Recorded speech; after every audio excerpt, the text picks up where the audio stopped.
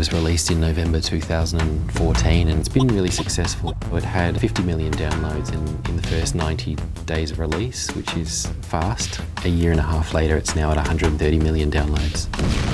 So when I create games, obviously there's a much wider audience than those just in Australia, and I'd be quite foolish not to think about people from all around the world playing my game.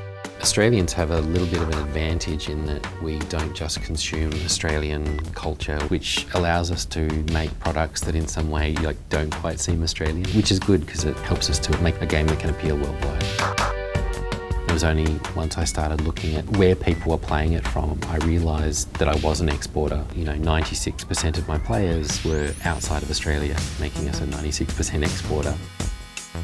The Export Award's been really great for us as an entire industry in that, in some ways the video game industry does feel a little forgotten at times. Even though we've had some really big successes, in some way we feel a little bit hidden. Like how many people knew that Crossy Road was an Australian developed game. We're still quite a small studio, but we work with collaborators such as Mighty Games here in Melbourne, who are our sister studio, and Three Sprockets, who helped us make Pac-Man. It's been really good to find ourselves in the position where we can, help others. Yeah, that's been a really valuable part of it. I founded my first company in 2008, but prior to that I'd been making games since I was 8 years old, and at this point now I've been making games for 32 years.